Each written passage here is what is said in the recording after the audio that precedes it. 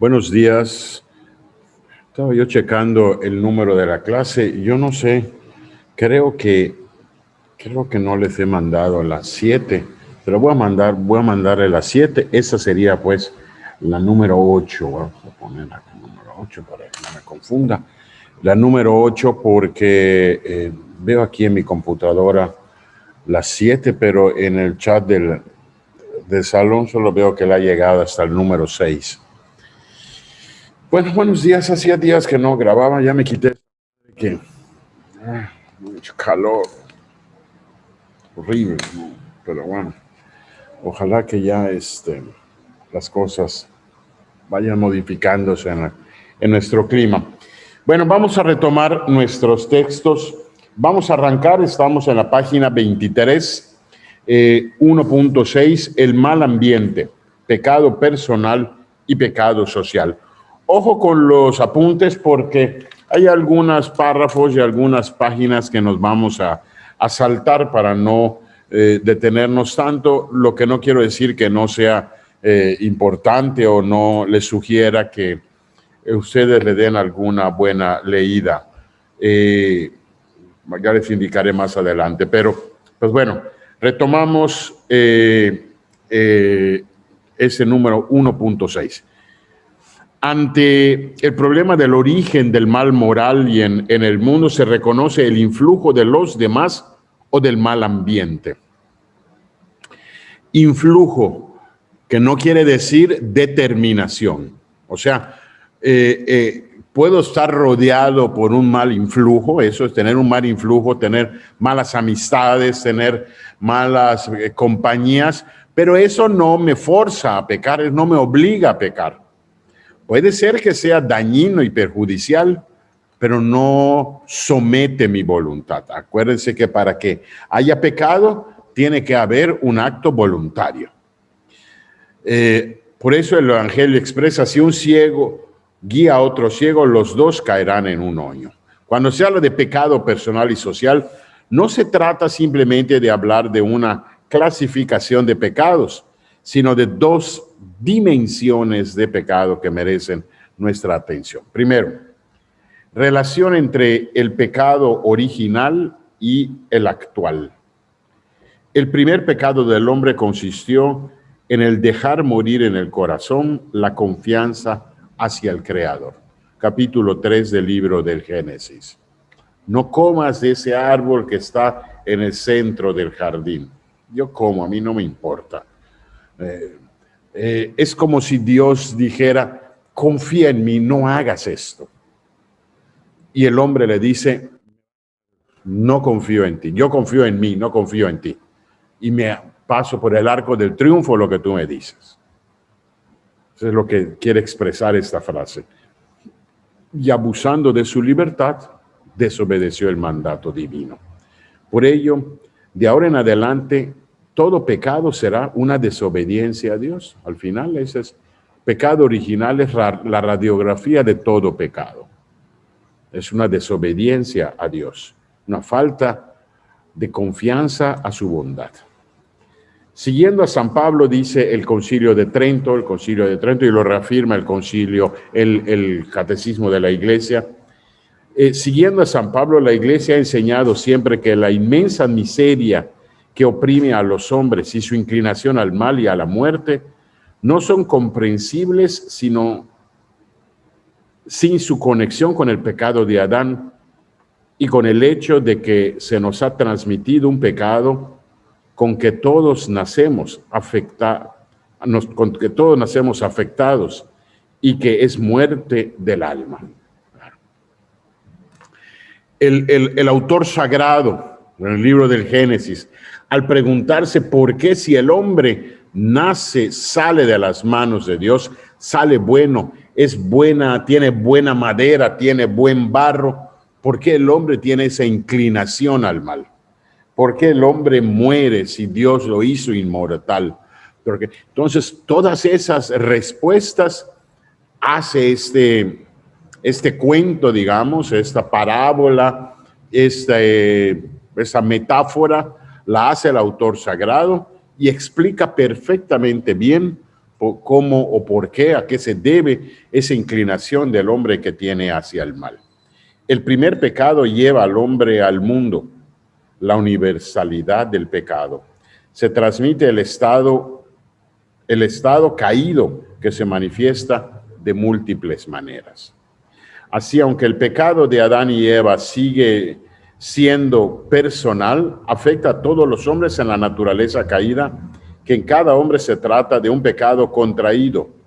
Se trata de un estado y no de un acto. Porque alguien a lo mejor agudamente o un abogado del diablo pudiese decir, ¿por qué nazco con este pecado si yo no he cometido nada? Si un bebecito no ha cometido nada, no ha hecho un acto malo. No es un pecado actual, no es un pecado de acto, es un estado de pecado, es una situación de pecado. Partiendo de eso podemos afirmar que todos los pecados tienen su origen en el primer pecado. En el primer pecado, más la causa de cada pecado personal es la misma voluntad y el corazón del hombre. Una cosa es la situación de pecado, es el pecado original, y otra es el pecado personal, el acto voluntario del hombre. Vamos a hablar de eso, dimensión personal del pecado. Todo pecado es siempre personal, es decir, que proviene del hombre a partir de su triple ruptura con Dios, consigo mismo, con los demás, con la creación entera. La dimensión personal del pecado no significa propiamente que el mal moral de cada pecado cometido provenga directamente de la ruptura consciente y explícita de un hombre concreto con Dios, sino que quiere decir que fuera del ser humano y de su actitud libre de ruptura con el plan de Dios, no existe el pecado que se deba atribuir al hombre. El pecado en sentido verdadero y propio es siempre un acto de la persona, porque es un acto libre, consciente y voluntario. Libre, consciente y voluntario. No estamos haciendo nada más que repetir la doctrina de la materia pasada. Para que haya un acto malo tiene que ser libre, voluntario, tiene que ser consciente. Si faltaran alguno de esos elementos, aquel acto no sería pecaminoso. Papa Inocencio XIII diferenciará el pecado original del actual personal, diciendo que el pecado original se contrae sin consentimiento, se contrae por propagación o por generación, y su efecto es la carencia de la visión de Dios. El pecado actual, por su parte, se comete con voluntariedad y su pena es el infierno eterno. Pecado original es un orden inherente a toda persona desde el momento de su concepción. No somos responsables de él, mientras que del actual somos plenamente responsables. El pecado actual es el acto mismo desordenado de la voluntad que se separa del plan divino. Por eso, toda esa doctrina del pecado original, que ha tardado algunos siglos en irse comprendiendo, en irse explicando, todavía encontramos algunas pequeñas incomprensiones, tal vez en la Edad Media o aún en el Renacimiento. Les cuento una historia breve, ¿no? Uno de los santos, uno de los grandes santos de la Iglesia, San Francisco Javier.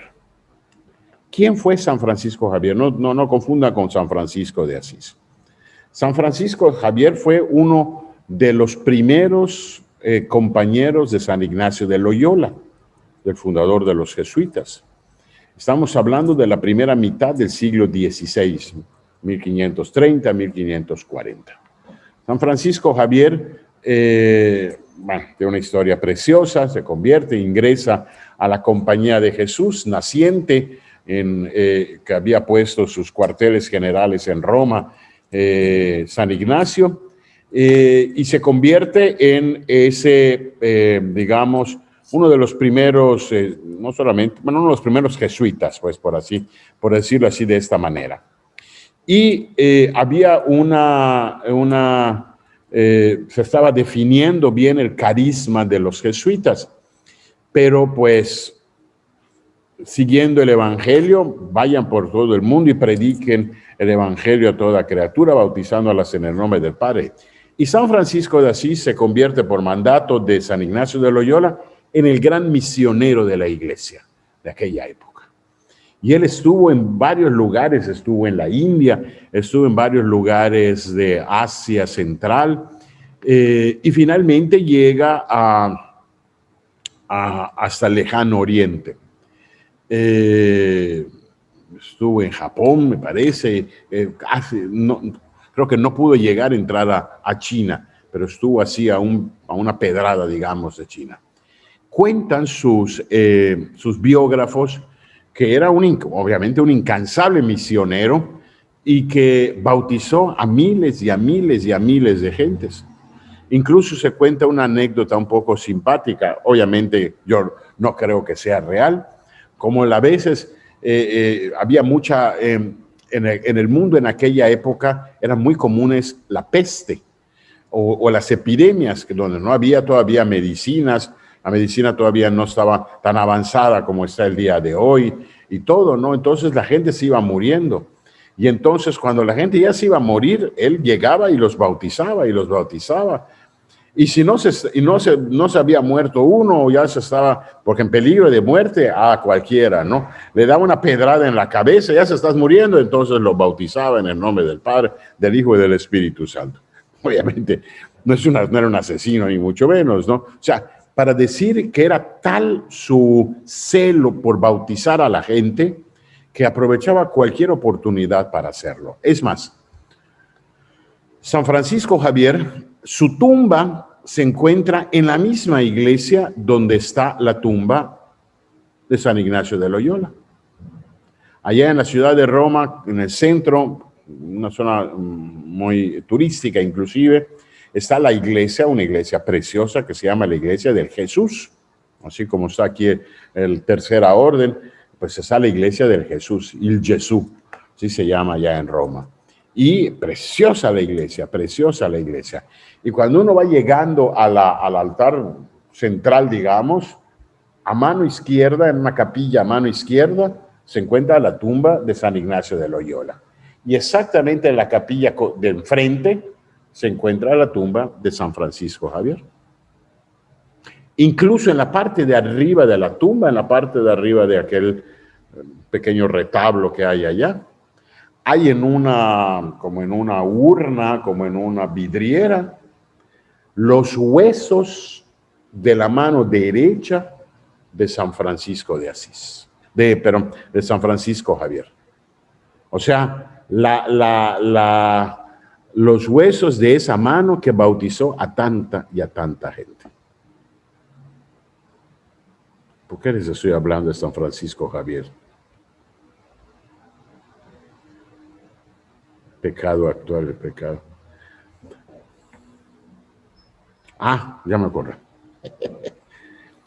Porque había todavía la mentalidad en aquella época de que sin bautismo no había salvación. De que la gente tenía que estar bautizada para ser salva, para entrar al paraíso.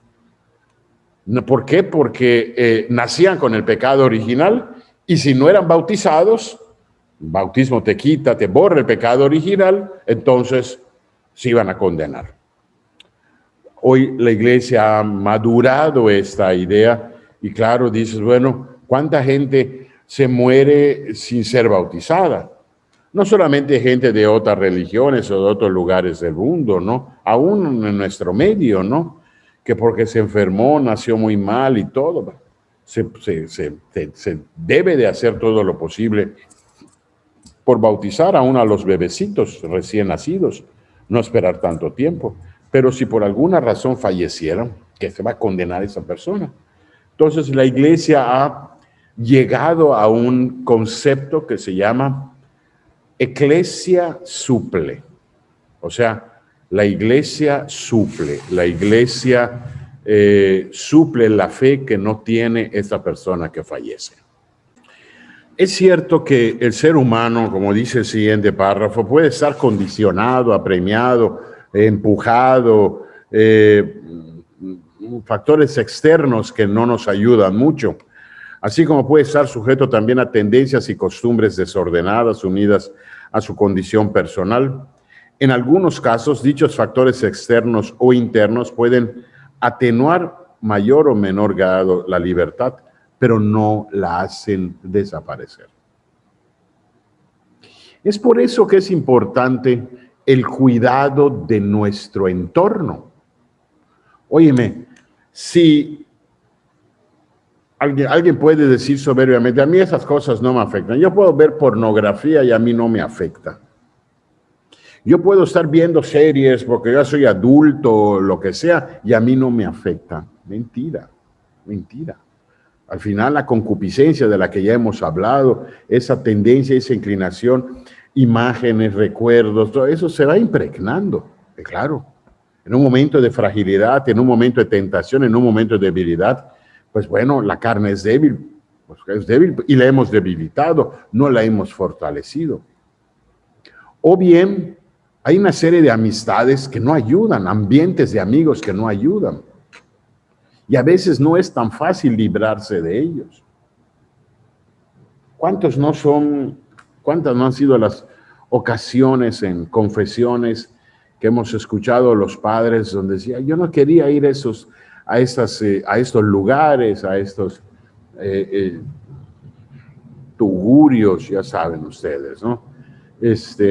Pero mis amigos, mis compañeros, en el trabajo, vamos a festejar a fulanito, que es su cumpleaños, llegó este cliente de fuera, vamos a agasajarlo a este lugar, vamos. Y entonces, qué difícil es saber decir no. Qué fortaleza se requiere para decir muchas gracias, pero yo paso. Porque te van a decir, te van a decir marica, te van a decir mantenido, te van a decir mandilón, te van a decir lo que quieras. Qué difícil es saber decir no. Óyeme, pero, y lo dice muy bien el refrán, dime con quién andas y te diré quién eres. ¿A dónde quieres ir? ¿Quiénes son tus amigos? ¿A dónde van tus amigos? No, se rodea de gente que de alguna manera, de alguna forma, pues también puede ayudar o puede perjudicar. Cuidar mucho lo que ves, cuidar mucho con quién andas, cuidar mucho lo que uno piensa. Santa Teresa de Ávila decía que la imaginación era la loca de la casa, porque si no controlas la imaginación, se está loca. Claro. Y cuántas no son las personas que a veces en la confesión llegan con eso, es que yo soy un depravado o yo tengo una inclinación enfermiza hacia el sexo opuesto, hacia las mujeres, y yo estoy volteando a verlas en la calle. Y es difícil, es el dominio de la mirada, el dominio de la imaginación, no estar dándole rienda suelta a cosas que no me van a llevar a un buen fin. Y para eso se requiere la virtud de la fortaleza. Aguantarme, saber detener mis impulsos, controlar mi concupiscencia al final del día, es lo mismo. Por eso hay que cuidar el ambiente. Es igual que la alimentación, es igualito que la alimentación.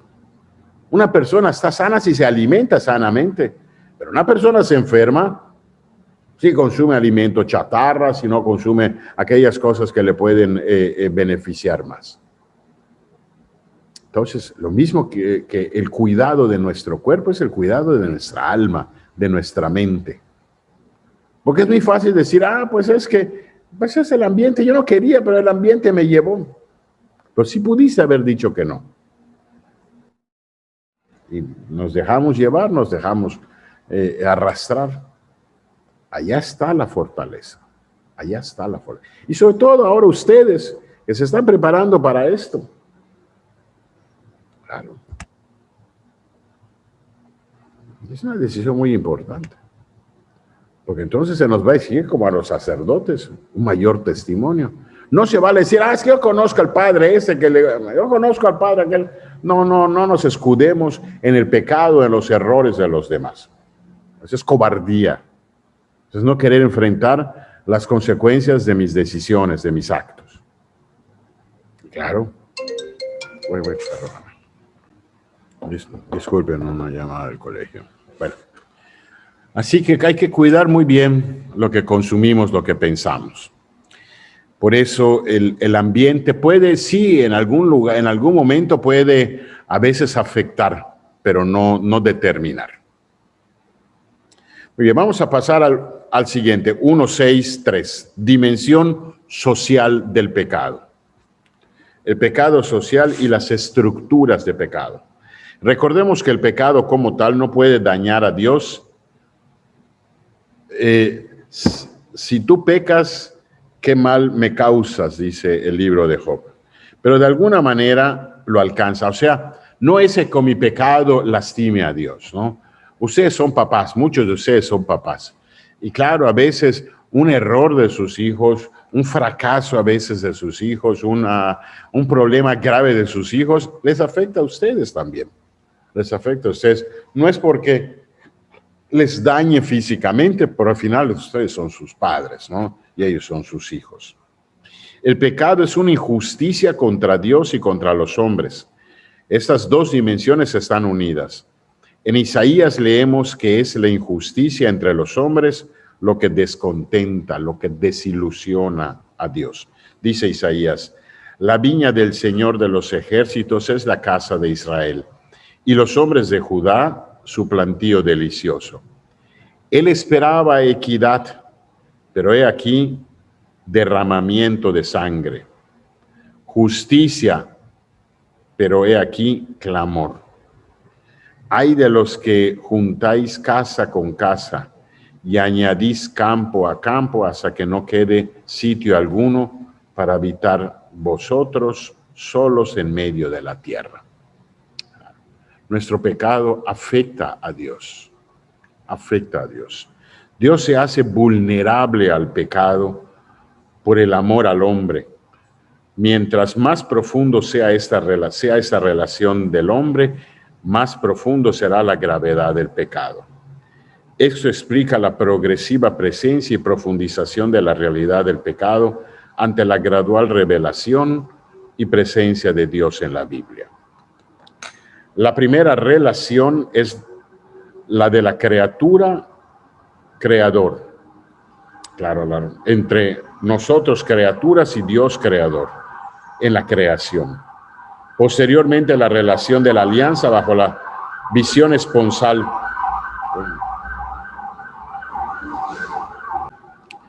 Qué raro que pase una sirena por acá, ya me había aquí en Concal desacostumbrado a los ululares de las sirenas. Rompemos nuestra relación a la alianza con Dios cuando pecamos. El pecado adquirirá la nota de adulterio. Y el tercer momento es la relación que brota del evento de la encarnación de Dios mismo en la persona del Hijo, en la cual los hombres han podido verdaderamente hacer sufrir y morir a Dios, como afirma San Pedro en la carta, en los Hechos de los Apóstoles. Ustedes dieron muerte al autor de la vida, al que Dios resucitó de entre los muertos, de lo cual nosotros somos testigos. Esta relación de la encarnación se prolonga al prójimo y a mí mismo. Es esta la razón por la cual podemos ofender a Cristo mismo. Así, todo acto que el hombre realiza tiene una clara relación con Dios y el prójimo, mas existen algunas condiciones que determinan su relación con las demás personas. El pecado es un acto personal. Cada uno tiene una responsabilidad de los pecados cometidos por otros únicamente cuando cooperamos con ellos. Por ejemplo, cuando cooperamos voluntariamente, participamos voluntariamente del pecado de otra persona, ordenándolos, aconsejándolos, alejándolos, alabándolos, o aprobándolos. No revelándolos o no impidiéndolos cuando se tiene obligación de hacerlo. Interesante es esto. Protegiendo a los que hacen el mal. Así Juan Pablo II decía, bueno, esto a los que hacen el mal, ya está en el catecismo de la iglesia. Juan Pablo decía, así el pecado convierte a los hombres en cómplices unos de otros, hace reinar entre ellos la concupiscencia, la violencia y la injusticia.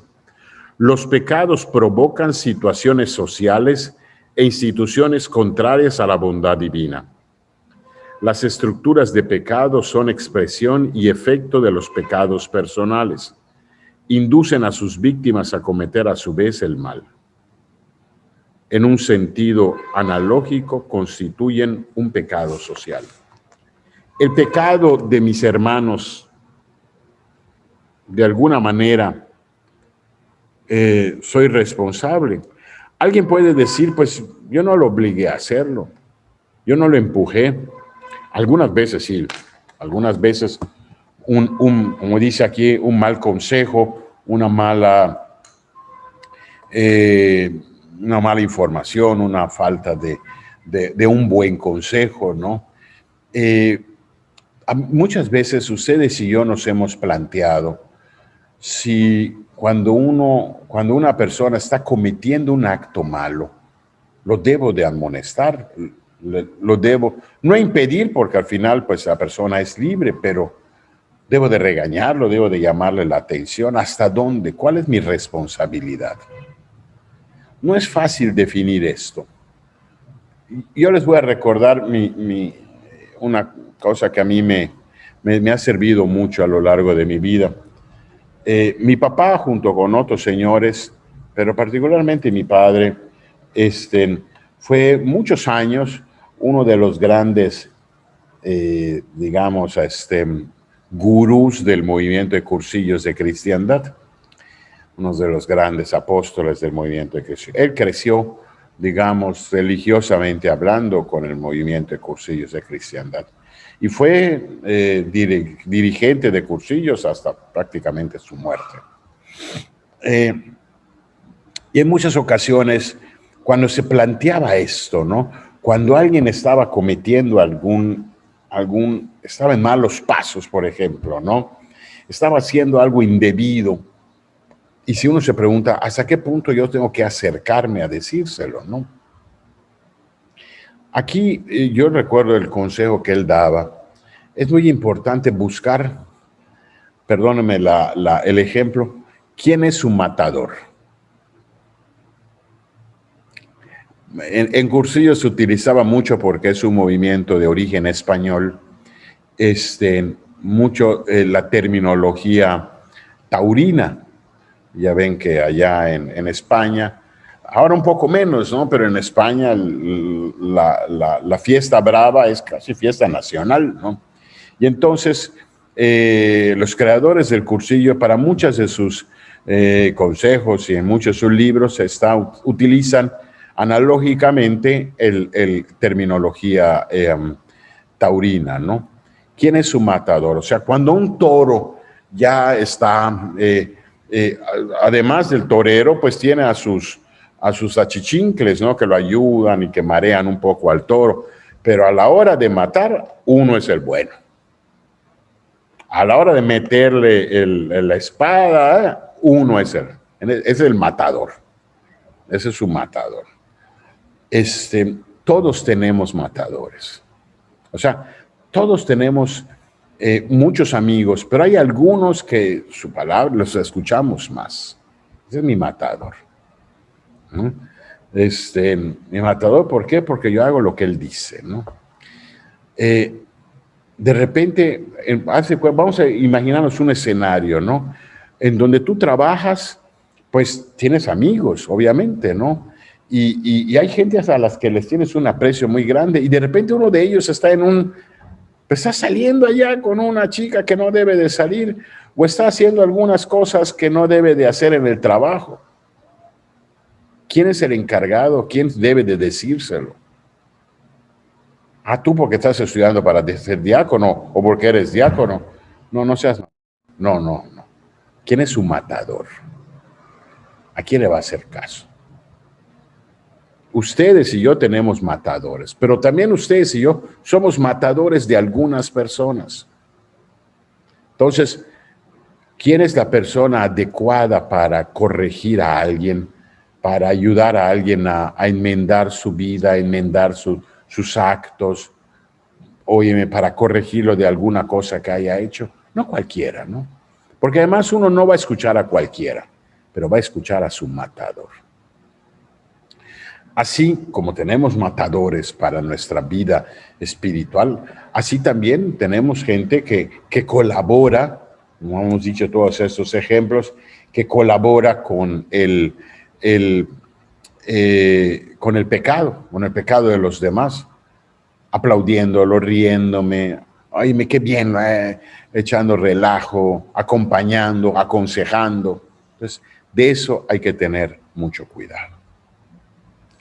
Muy bien, niños. A ver, ya se me pasó la hora que habíamos iniciado. No, todavía queda. Nos vamos a saltar el 164. Nos vamos a saltar el pecado social, lo cual no sugeriría la lectura, pero no nos vamos a detener mucho en eso. Y vamos a irnos directamente hasta la página 29, 1.7, la tentación como prueba y purificación. La tentación como prueba y purificación. Vamos finalmente para ingresar a este nuevo subtema, vamos a dejarlo para la siguiente clase. Entonces hemos hablado ya de la clase número que dijimos que estábamos viendo, por eso ya la apunté. Perdónenme la vida. Esa fue la clase número 8. Chao.